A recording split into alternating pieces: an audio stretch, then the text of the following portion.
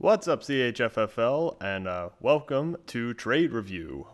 Exactly 1 week ago today, we had our first two trades of the regular CHFFL season 2018, and just yesterday we had our third. All three involved Parker. I'm coming to you back from my road trip. It's sunny. Well, it's getting to be nighttime, but still sunny, west central Georgia. We're going to talk about each of the three trades, and then since they all involved Parker, I'm going to go just over Parker, what he sent away and what he got back. So in case you missed them, let's find out what happened.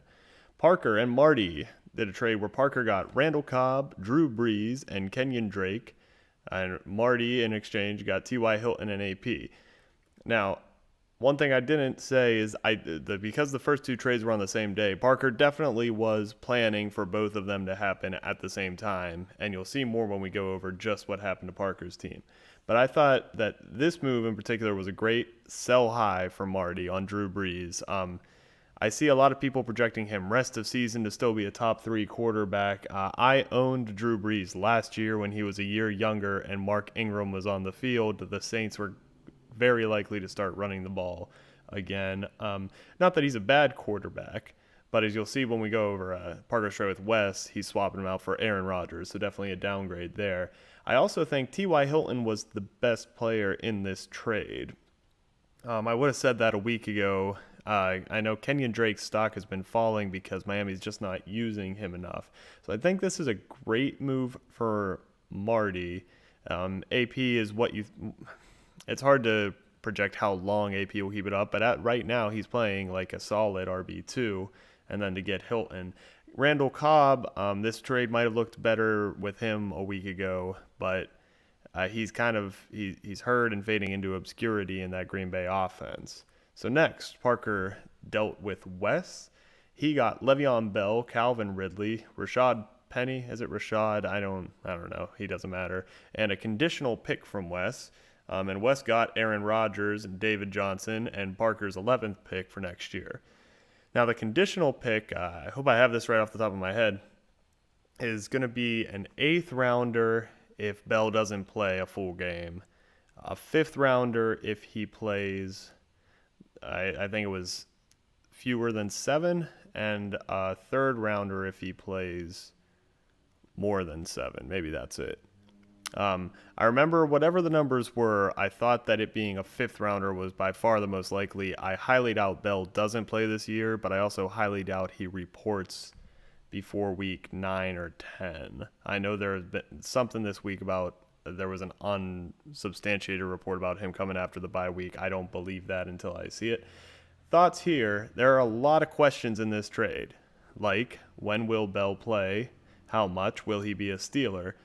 Calvin Ridley, will he be able to keep up kind of his? I think Calvin Ridley is a solid flex option from here on out, but he's been very touchdown dependent to get these big games. So can he keep that kind of pace up? Will Parker drop Penny? Probably at some point. What will the conditional pick be? And then David Johnson, I think, is still an RB1, but he's not a top 3 guy like Parker drafted him to be. And will he be able to return to that? Is Arizona going to start using him more like they did previously as a wide receiver / running back? I think this likely works out as a good move for West, but I also could see it working out for both teams. I think it could be good for Parker, especially if Ridley is able to basically swap out for Hilton, who he just traded. And finally, yesterday, Parker traded Minnie, where Parker gets Joe Mixon and a 10th round pick, and Minnie gets Philip Lindsay and Kenyon Drake, and a 7th from Parker. Now, Minnie's in a rough situation because the Fortnite conference is trash, but he's 0-4. Even though he has more points than Parker and Grant, who I think are both 2-2, Minnie is stuck at the basement. So I think this was a bit of a keeper move for him. He gets the higher draft pick.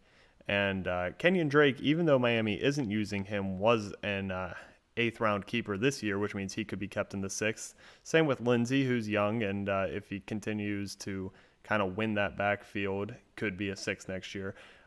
Mixon, obviously the big chip in the move. He's been hurt, but he's going to come back, probably supplant Bernard and go back to being the bell cow. I think this is a win-win for both teams on its face.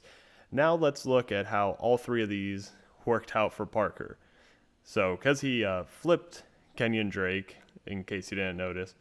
I just wanted to lay it all out. So at wide receiver, he sent T.Y. Hilton off, got Ridley and Cobb back. Probably a step down there. Hilton, I think, is probably a little more valuable than Ridley next of season or rest of season. Ridley, though, has a keeper ability. I think he's probably off of free agency. I don't know if West drafted him, but definitely has some keeper consideration. So about a wash overall there. Running back, tons of questions. David Johnson and AP and Lindsey are gone. Bell and Mixon are in.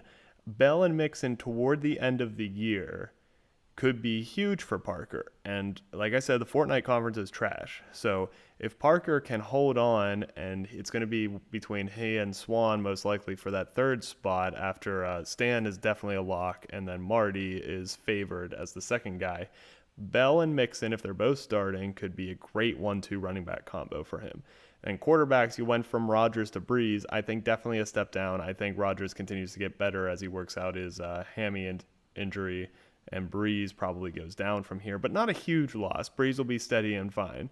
And then at picks, I mean, it all comes down to that conditional for Bell that I think most likely will be a 5th-round pick. That looks like a small win, maybe a wash at worst.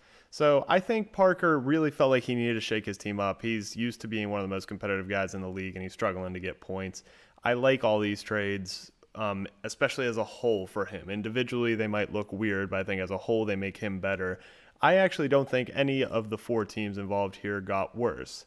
This video went a little longer than I expected, and most of it was me talking. So I hope you enjoyed it. If you did, please let me know. Hit that like button like you're an Urban Meyer assistant coach. All right. We'll see you next time.